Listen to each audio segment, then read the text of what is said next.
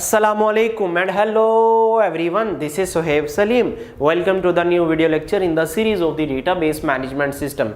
Dear students, last वाले lecture में हम लोगों ने यूनियन ऑपरेशन को डिस्कस किया था। यूनियन ऑपरेशन क्या होता है? बाइनरी या सेट ऑपरेशन होता है। यूनियन ऑपरेशन को सेट ऑपरेशन या बाइनरी ऑपरेशन क्यों कहते हैं? क्योंकि ये यूनियन ऑपरेशन को परफॉर्म करने के लिए हमारे पास टू रिलेशंस या टू टेबल्स का होना लाजमी है। ओके, इसी तरह आज वाले लेक्चर में हम लोग इंटरसेक्शन ऑपरेशन को परफॉर्म करने वाले हैं।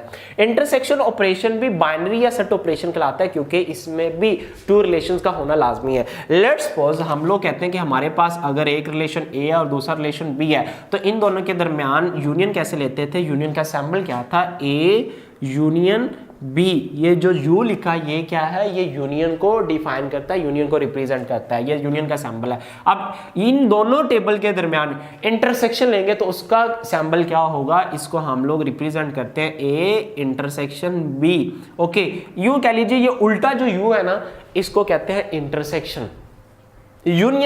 यूनियन की कंपैटिबिलिटी क्या थी? यूनियन लेने के लिए दोनों रिलेशन में जो नंबर ऑफ एट्रीब्यूट है उनका होना लाजमी है, और नंबर ऑफ एट्रीब्यूट सेम होने चाहिए। ओके, और दूसरी बात की थी कि डोमेन ऑफ एन एट्रीब्यूट भी क्या होनी चाहिए? सेम होनी चाहिए। अब वही यूनियन कंपैटिबिलिटी इंटरसेक्शन ऑपरेशन लेने से पहले हम दोनों रिलेशन पे देखेंगे कि दोनों रिलेशन में नंबर ऑफ एट्रीब्यूट क्या सेम है। उसके बाद सेकंड बात, डोमेन ऑफ एन एट्रीब्यूट क्या सेम है।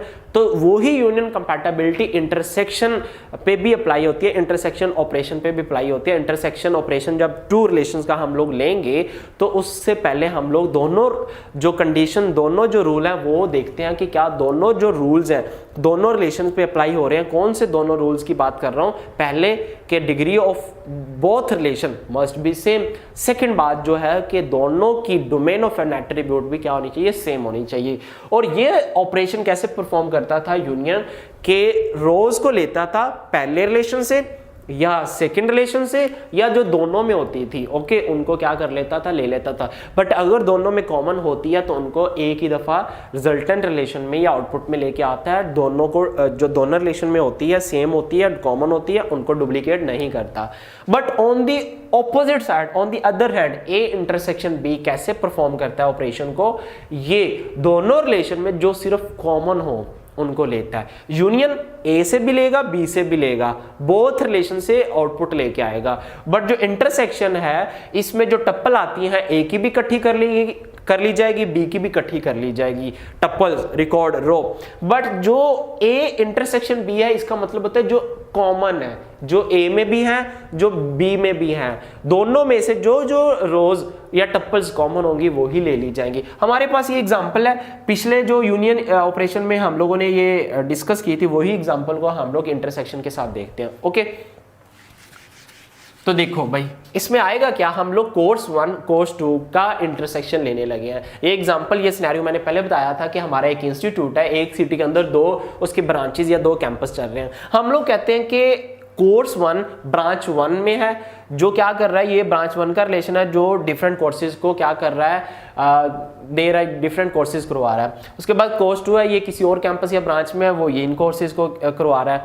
अब मैं देखना चाहता हूं कि दोनों कैंपस में कौन कौन से कोर्सेज जो कि कॉमन है, जो कैंपस 1 में भी चल रहा है, कैंपस 2 में भी चल रहा है। तो मैं उसको देखने के लिए इंटरसेक्शन को क्या करूंगा? अप्लाई करूंगा। कोर्स 1 इंटरसेक्शन, ये उल्टा यू क्या है? इंटरसेक्शन है। उसके बाद इसका किसके साथ हम लोग इंटरसेक्शन लेंगे? कोर्स 2 सेकंड रिलेशन के साथ।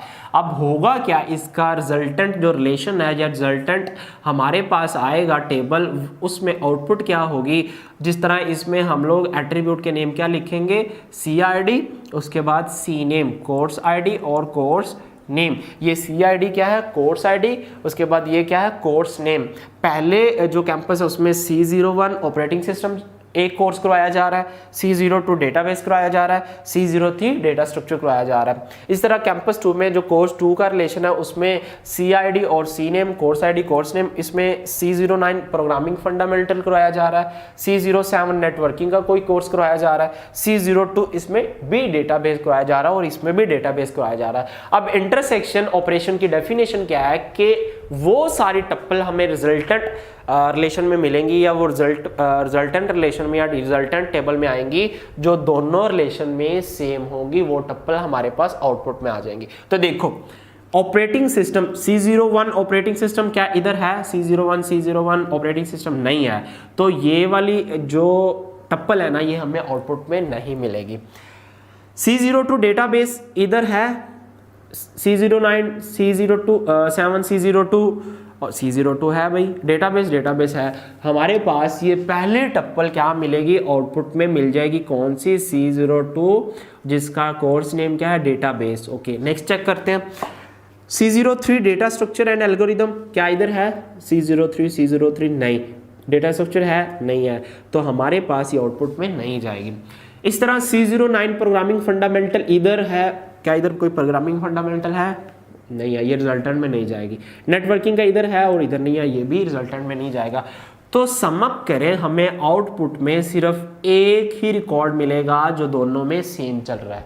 लेट्स सपोज हम लोग कहते हैं कि C09 प्रोग्रामिंग फंडामेंटल कॉमन हो गया, इधर भी है इधर भी है, C09 हमारे पास इधर भी है, प्रोग्रामिंग फंडामेंटल इधर भी है, तो ये हमें क्या मिलेगा, इस साइड पे आउटपुट में मिलेगा क्योंकि ये दोनों साइड पे कॉमन है। C09 कोर्स का नेम क्या है, प्रोग्रामिंग फंडामेंटल, तो ये क्या आ गया, ये आ गया इंटरसेक्शन।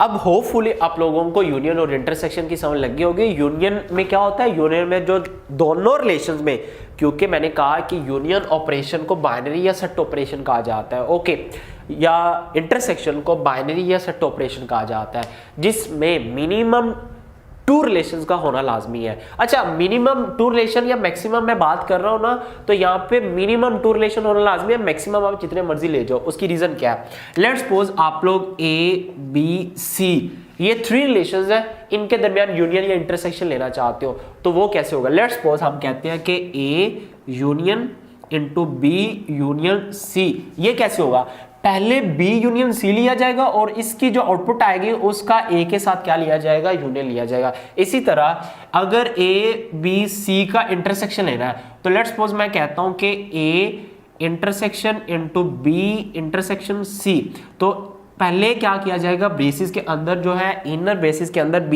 का इंटरसेक्शन लिया जाएगा C के साथ और इसकी जो आउटपुट आएगी उसका इंटरसेक्शन लिया जाएगा A के साथ, क्योंकि जो ये इंटरसेक्शन या यूनियन है ना, ये कम्यूटेटिव ऑपरेशन है। कम्यूटेटिव ऑपरेशन का मतलब ये है कि हम लोग A यूनियन B करें या A इंटरसेक्शन B करें, A इंटरसेक्शन B करें तो वो इक्वल होगा B इंटरसेक्शन A के, या हम A यूनियन B करें तो वो इक्वल होगा B यूनियन A के। ओके, लेट्स सपोज B को पहले रख लें या A को पहले रख लें, दोनों की जो आउटपुट या दोनों का जो रिजल्टेंट रिलेशन आएगा ये वो सेम ही होगा। अब लेट्स सपोज हम लोग कहते हैं कि मैं सिर्फ कोर्स नेम देखना चाहता हूं कि दोनों में कौन सा कोर्स नेम सेम है, वो देखना चाहता हूं, तो उसके लिए मुझे क्या करना पड़ेगा, प्रोजेक्शन को अप्लाई करना पड़ेगा।